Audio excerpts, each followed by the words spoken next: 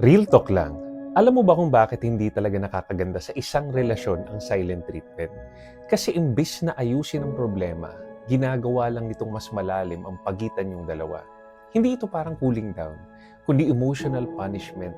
Isang tahimik pero matinding paraan ng pagpaparamdam ng galit, sakit o pride sa bawat isa. Ang problema sa silent treatment kasi, hindi lang siya simpleng, hindi ko muna siya papansinin, hindi ko muna siya kakausapin. Isa tong paraan ng kontrol. Yung parang pinaparusahan mo yung tao sa pamamagitan ng pananahimik. Hindi mo man sabihin ng direkta, pero ipinararamdam mo sa partner mo na hindi siya karapat-dapat marinig o hindi siya mahalaga sa iyo sa sandaling yon.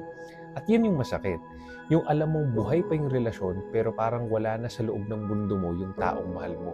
Alam mo yung totoo, walang natutulungan ng katahimikan kung pareho lang kayong nagtatago sa pride. Kapag tahimik kayo pareho, sino makikinig? Sino maiintindihan? At paano kayo lalago bilang mag-partner? Kung sa tuwing may problema, pipiliin yung magtago kaysa mag-usap.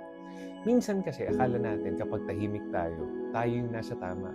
Pero ang totoo, baka lang gusto nating makaramdam siya ng guilt o habulin tayo. Pero hindi ganun dapat ang communication sa isang relasyon. Hindi dapat mind game kundi heart game. Kung mahal mo talaga yung tao, kausapin mo. Kahit mahirap, kahit may pride. Kasi ang relasyon hindi sinusukat sa tagal ng pananahimik, kundi sa bilis niyong magkaintindihan. Kaya real talk lang, huwag mong gawing sandata ang katahimikan. Gamitin mo to para huminga, hindi para manakit. Dahil sa huli, hindi pride ang magtatagal sa isang relasyon. Pag-unawa, pag-uusap at respeto sa damdamin ng bawat isa.